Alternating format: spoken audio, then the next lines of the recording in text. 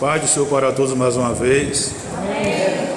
Nós vamos refletir hoje à noite na palavra de Deus, na leitura oficial lida em Lucas capítulo 8, versículo 25, que diz: E disse-lhes, onde está a vossa fé?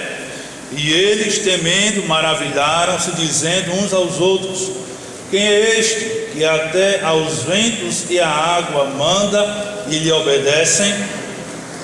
Meus irmãos, nesta noite eu quero refletir convosco, baseado nesta partícula da pergunta: quem é este? Quem é este? Mas neste caso eu quero transliterar esta pergunta para o seguinte: quem é Jesus? Quem é Jesus?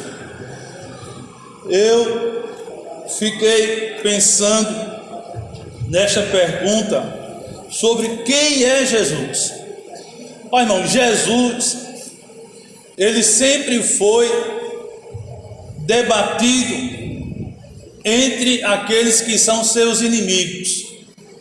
Não é somente a pessoa de Jesus que é combatido no que diz respeito aos inimigos. Há outras doutrinas bíblicas, como citada nesta noite pelo co-pastor, na sua palavra, antes do ofertório, também muito debatida. A doutrina da salvação, a doutrina da Trindade e outras doutrinas, elas são muito combatidas entre aqueles que se constituem inimigos de Deus e da sua palavra. E eu fiquei imaginando, irmãos, também algo sobre o nome Jesus, porque quando a gente pronuncia o nome Jesus, a gente sente uma paz na nossa alma. E há uma igreja em Pernambuco, a igreja sede, lá em Pernambuco, em Recife, do pastor Ailton. No púlpito, na parede do púlpito, tem um nome bem grande, Jesus, bem grandão, Jesus. E vez por outra, o câmera, ele passa o instrumento e foca naquele nome que está na parede: Jesus. Jesus.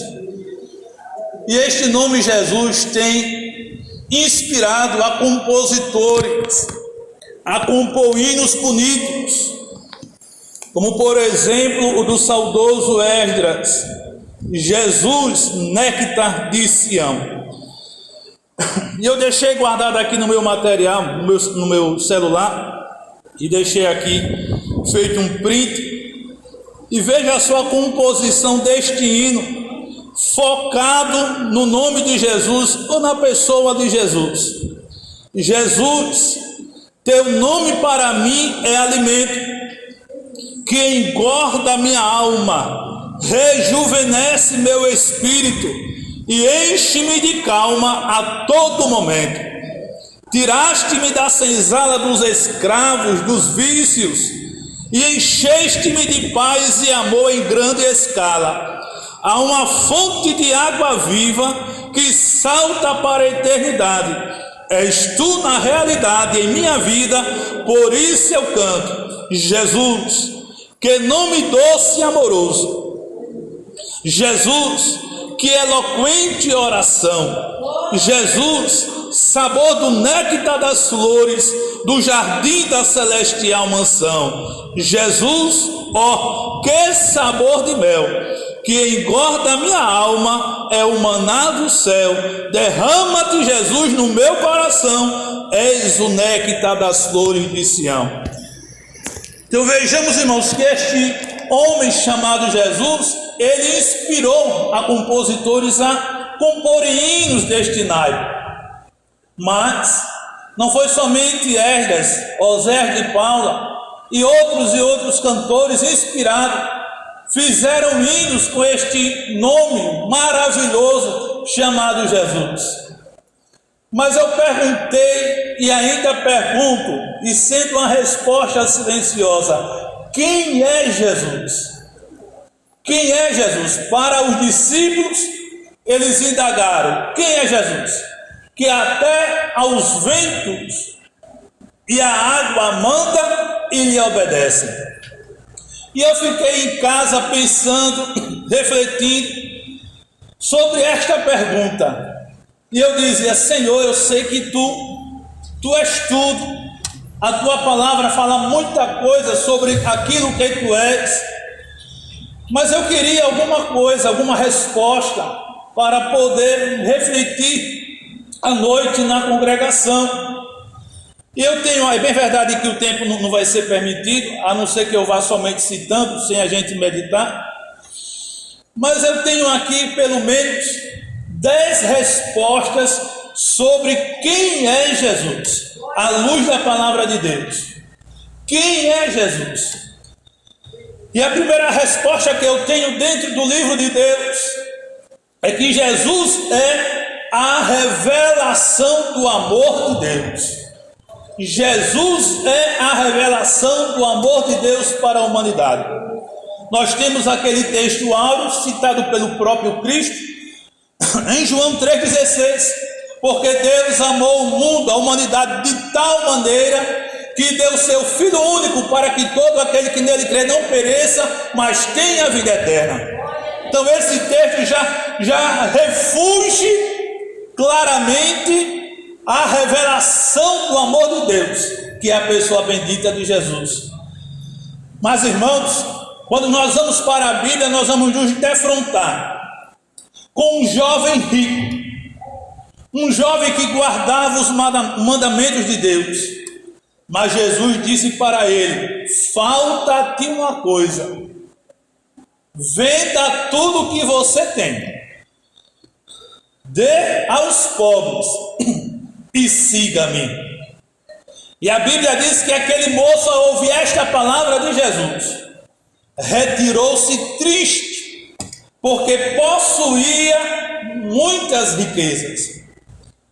Mas você pode dizer: pastor, mas cadê a revelação do amor de Deus em Jesus Cristo?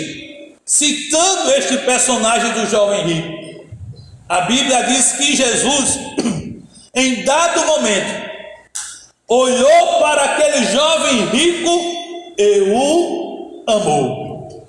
E o amou. Então Jesus, irmãos, é a revelação máxima do amor de Deus. E nós estamos aqui nesta noite como prova desta revelação máxima do amor de Deus para com a nossa vida. Uns aqui nasceram na fé, nasceram num berço evangélico, como nós costumamos dizer, todo mundo em casa já crente, mas outros aqui que não nasceram em um berço evangélico. Eu, pelo menos, não nasci em um berço evangélico. Vim aceitar Jesus com 14 anos de idade. Há outros aqui que aceitaram talvez na sua jovialidade, quem sabe já na fase adulta, quem sabe já na meia idade, quem sabe já na fase da terceira idade, mas enfim, não importando em qual fase este amor de Deus foi revelado para nós, o importante é que a gente permitiu que esta revelação máxima do amor de Deus, chamada Jesus, entrasse em nossa vida, fizesse morada, limpasse todo o nosso coração, permitisse que o Espírito Santo também adentrasse e venha fazer morada em nossa vida, permitisse que o Pai Celestial também fizesse morada, porque Jesus disse: eu e o Pai viremos e faremos nele morada. Então esta é a revelação máxima do amor de Deus, que é Jesus, um dia se manifestou na nossa vida, e a gente pode expressar em bom som, mesmo falhos e fracos como somos, mas nós podemos expressar em bom e alto som que nós amamos a Jesus.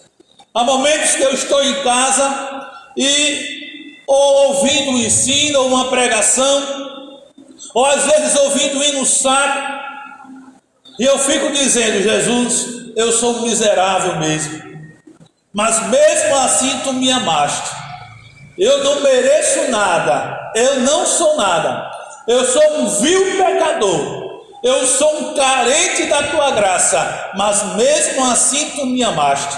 Então, meus queridos e amados irmãos, quem é Jesus para nós é a revelação máxima do amor de Deus.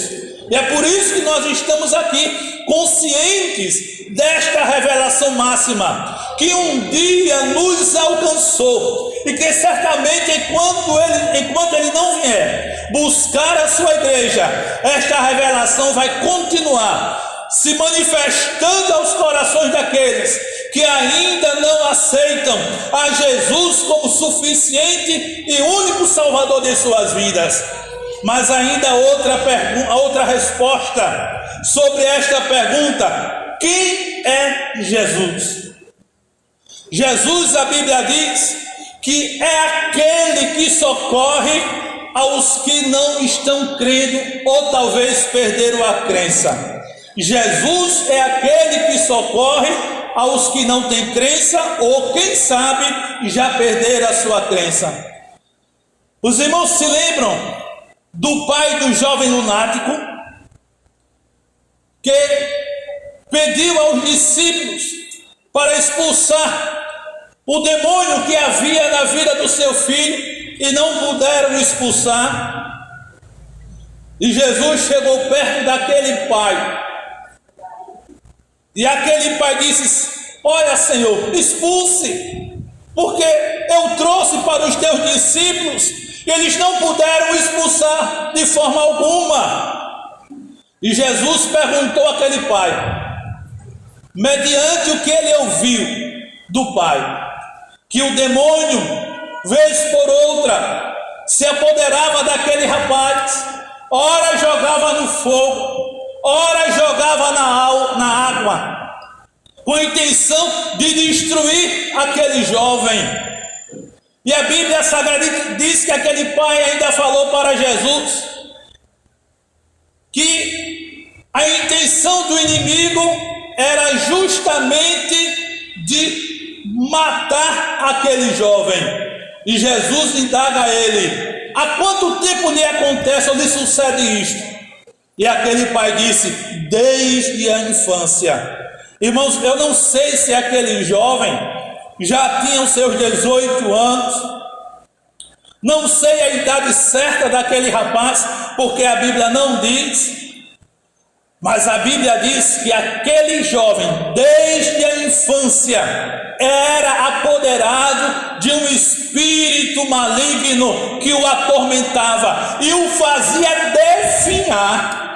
Vejam, irmãos, a situação triste daquele pai, vendo o seu pequenino sendo atormentado por um espírito maligno, e toda vez que se apoderava, aquela criança que foi crescendo e chegou à jovialidade ia se defiando por causa de uma ação maligna. Mas, meus amados e queridos irmãos, Jesus, ouvindo aquele pai, sabendo que há muito tempo aquele jovem estava sofrendo com aquela opressão maligna, aquela possessão, melhor dizendo, maligna, aquele pai disse para Jesus: Senhor, se tu podes fazer alguma coisa, faze. E Jesus disse: se tu podes crer, aleluia, se tu podes crer. Glória a Deus. E aquele pai disse: Senhor, ajuda a minha incredulidade. Meus queridos irmãos, quem é Jesus? É aquele que socorre ao que não tem esperança, ou quem sabe já perdeu a sua crença. Quem sabe aquele pai cria que aquele menino seria liberto, mas com o passar do tempo, nada lhe aconteceu, libertação nenhuma. Aquele menino foi definhando, e quem sabe aquele pai só esperava a morte do seu filho, que agora já era um jovem. Mas, meus queridos e amados irmãos, Jesus Cristo chegou no momento certo, na hora certa, quando tudo parecia perdido para aquele pai. Jesus chegou, e chegou justamente para socorrer aquele pai. Nesta noite, meus irmãos, eu não sei como você veio ao culto, eu não sei. Mas eu sei que esta palavra desta noite tem tudo a ver com o que foi transferido através dos louvores. Eu fiquei prestando atenção aos louvores e os louvores estão conectados com o que está aqui que Deus tem me dado na tarde deste dia. Eu não sei o que você está passando. Eu não sei qual tipo de socorro você está precisando. Quem sabe há tempos e tempos você está precisando de um socorro de Deus, mas você não está vendo, não está conquistando este socorro de Deus. E quem sabe a sua crença está se esvaindo. A sua crença, em vez de aumentar, está diminuindo, diminuindo e diminuindo. Mas nesta noite, Jesus chegou aqui neste santuário, marcando o encontro com você nesta noite, para lhe socorrer. Se a sua crença está cambaleante, se a sua crença está diminuindo, se a sua crença está indo pela sarjeta, mas Jesus Cristo está aqui nesta noite, meu amado irmão e minha amada irmã, para lhe socorrer. Mesmo que você diga, ajuda-me a minha incredulidade, Jesus lhe entende, Jesus lhe compreende. Olha, irmãos, eu posso não compreender a sua falta de fé, outro irmão pode não compreender a sua incredulidade, mas Jesus, ele compreende o seu estado de falta de fé. A semelhança deste pai do jovem lunático, que estava realmente num fiozinho, mas disse, ajuda a minha incredulidade. E a Bíblia diz que Jesus repreendeu aquele espírito maligno, surdo e mudo. Glória a Deus. O jovem ficou totalmente ali espumando, mas com a repreensão vinda daquele que é Jesus Cristo, aquele demônio saiu. O jovem ficou liberto, e certamente a alegria inundou o coração daquele pai, inundou o coração daquela criança, daqueles que conheciam a situação daquele pai e daquele jovem. Meus queridos e amados irmãos, quando o socorro de Deus vier na sua vida, você também vai se alegrar. Não se desespere. Jesus lhe compreende, e repito, Jesus lhe entende. Se você tiver pelo fiozinho na sua crença, ainda vem socorro de Deus para você. Ainda vem socorro de Deus para você. Mas quem é Jesus ainda? A Bíblia diz que Jesus é aquele que restitui o que foi perdido. Jesus é aquele que restitui o que foi perdido. Vocês se lembram do filho da viúva de Naim? Irmãos, a Bíblia Sagrada diz que era o dono da vida entrando em Naim e a morte saindo. O dono da vida entrando e a morte saindo. O enterro estava saindo. Iam enterrar um ser que tinha partido. E quando Jesus olha para aquele enterro, Jesus contempla uma mulher. E a Bíblia diz que ela era viúva. Era viúva, certamente toda de preto, chorando copiosamente a morte do seu único filho. O marido já tinha partido. Olha, irmãos, imaginemos que naquela época não tinha INSS, viu? Não tinha aposentadoria, não tinha benefício. Naquela época as viúvas viviam com a ajuda de Deus mesmo. Agora imagine naquela época, sem aposentadoria, sem benefício. O marido vai-se embora para a eternidade. A dor que aquela mulher sofreu, o filho sofreu a perda do pai. Não sei o tempo que passou. Não sei o tempo que passou. Mas a Bíblia Sagrada diz que esta mulher também perdeu o seu único filho. O seu único filho, esta mulher perdeu. Não navegue na internet não, irmãos. Preste atenção na mensagem. Senão você vai sair do culto e vai dizer, nem ouvir a voz de Deus. Então não navegue na internet. Se for para navegar, navegue no mar do Espírito Santo. Dando glória a Deus, dando aleluia. É por aí que vai a gente. A gente tem por tudo para isso, né? Para navegar no mar do Espírito, dando glória, aleluia. E se ele encher, falar em línguas estranhas. E se ele quiser batizar com o Espírito Santo ou renovar. E ela perdeu o seu único filho. O único filho. Imagine você que é pai e que é mãe. E agora aquela mulher perdeu o único filho. O único que tinha. Imagine os pensamentos, irmãos, que vieram na mente daquela mulher. Imagine os pensamentos. E o que será de mim agora?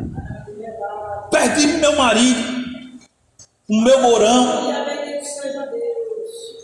onde eu podia me escorar. Perdi o meu esposo. E agora perdi o meu galardão que Deus me deu, o meu filho. Imagine o desador desta mulher. E ela chorava a perda do seu filho. Mas a vida entrou em Naim. E quando a vida que é Jesus entrou em Naim, a Bíblia diz que Jesus se moveu de íntima compaixão. Olhou para aquela mulher viúva e disse: não chores. Não chores. Irmão, será que é fácil dar uma palavra desta para uma pessoa que está vendo o seu filho no caixão e indo ser sepultado no cemitério? Mas Jesus disse: não chores. Mas você está dizendo, pastor, o senhor disse, baseado na pergunta, quem é Jesus? O Senhor disse na Bíblia que Ele é aquele que restitui o que foi perdido. Exatamente. E a vida que é Jesus restituiu para aquela mulher o seu filho. Não chores, disse para a mulher.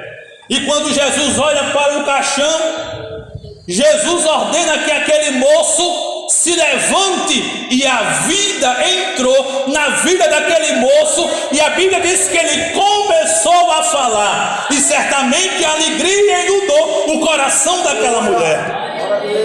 Ela tinha perdido o esposo, não deu para restituir, mas perdeu o filho, o galardão de Deus para a vida dela. Mas Jesus restituiu o filho para aquela mulher.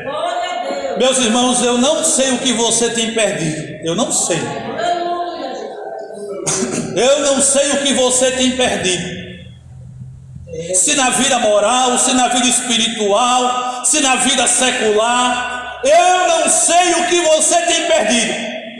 Mas o Jesus a quem você conhece, o Jesus a quem você prega, o Jesus a quem você lê na Bíblia Sagrada, o Jesus a quem você louva, ele chegou aqui nesta noite com o desejo de restituir aquilo que você um dia perdeu.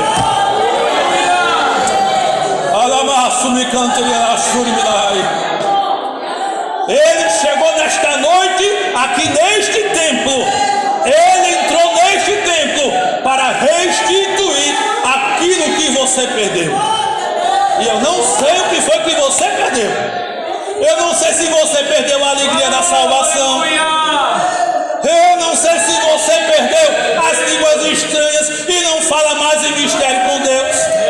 Eu não sei se você perdeu a presença de Deus. Eu não sei se você perdeu os dons espirituais. Eu não sei o que você perdeu, mas eu sei que o Jesus conhece e sabe o que você perdeu, e Ele quer restituir nesta noite. Ele quer restituir aquilo que você perdeu. Quem é Jesus? A revelação máxima do amor de Deus. Quem é Jesus? É aquele que socorre ao que não tem crença ou já perdeu. Quem é Jesus? É aquele que restitui o que foi perdido. Mas quem é Jesus ainda? A Bíblia diz que é aquele que provê as nossas necessidades. Meus irmãos, a Bíblia é rica, principalmente os evangelhos, falam de fatos, de pessoas que tiveram as suas necessidades supridas pelo Senhor Jesus Cristo. Vocês sabem que Jesus operou o milagre da multiplicação dos pães por 2 vezes. Na primeira vez, a Bíblia diz que ele estava em um lugar deserto, e aproximadamente quase 5.000 pessoas ouviam Jesus falando do reino de Deus, e Jesus curava aqueles que precisavam de cura divina. Mas o sol foi declinando, a noite foi chegando.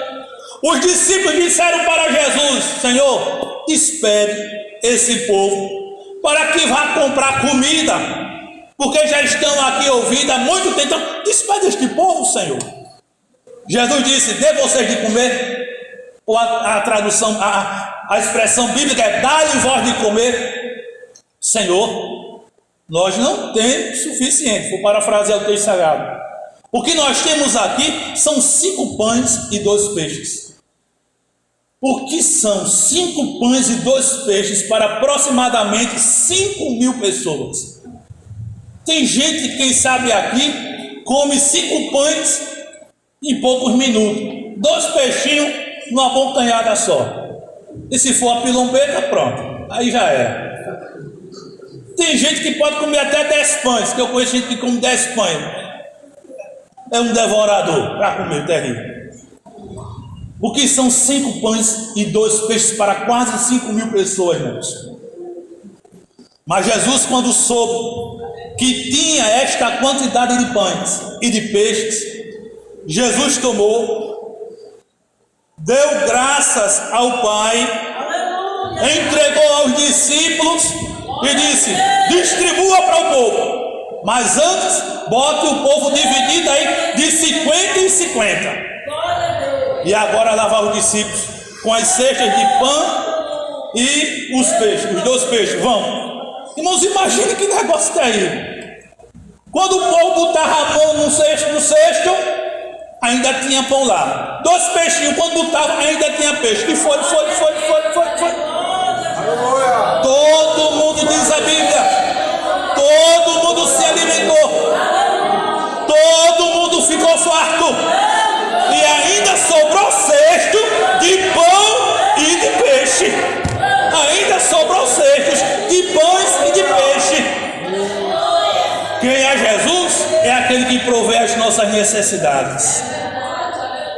Irmãos, que milagre tremendo Jesus operou ali naquele lugar deserto.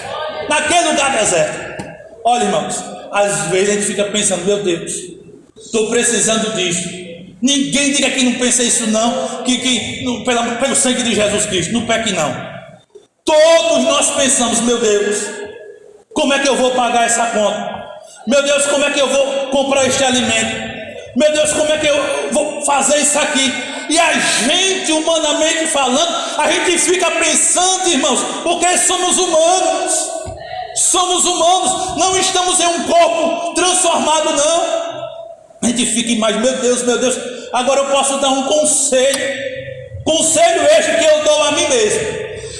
Não se preocupe tanto com o que você vai comer, com o que você vai pagar. A gente precisa, irmãos, permite usar essa expressão, a gente precisa tentar descansar no Senhor. Aleluia! Colocar a nossa cabeça no travesseiro chamado esperança e confiança em Deus que provê as nossas necessidades. Talvez foi apertado para você. Você não tem para fazer isso, aquilo, outro. Mas Deus não vai deixar faltar o necessário para você. Ele não vai deixar. As coisas podem estar aí tudo adoidado, irmãos. A inflação pode estar aumentando. Os preços alimentícios podem estar aumentando. Você vai para a feira com 150, com menos, ou com 200 reais, ou com mais. Quando você compra: meu Deus, o que foi que eu comprei? Pode tudo estar desinvestado, infelizmente, por causa da pandemia. Mas quem é Jesus? É aquele que provê as suas necessidades. A Bíblia diz, Paulo teve essa experiência e ele disse que Deus em Cristo vai prover as nossas necessidades em glória. E Paulo disse, eu aprendi a ter fartura e a ter escassez. Eu aprendi, Paulo disse que aprendeu a se contentar com tudo. Então, quando tiver bom negócio, irmãos, aproveite. Mas quando o negócio estiver meio apertado, também fique dando glória a Deus, aleluia, e fique clamando a misericórdia dele, fique clamando a ajuda dele, mas deitando a cabeça no travesseiro, chamado esperança e confiança em Deus. Ele vai prover as nossas necessidades, irmãos. 5 pães, 2 peixes, para quase 5.000 pessoas, meus amados irmãos. Onde aconteceria isso? Em nenhum lugar, a não ser onde Jesus estiver presente, que ele faz milagres e faz maravilhas acontecer. Irmãos, as horas têm chegado, faltam 3 minutos, mas eu tinha ainda 6 respostas sobre quem é Jesus, baseado nas Escrituras Sagradas. Mas eu acredito que essas 4 respostas dá para abastecer a nossa alma.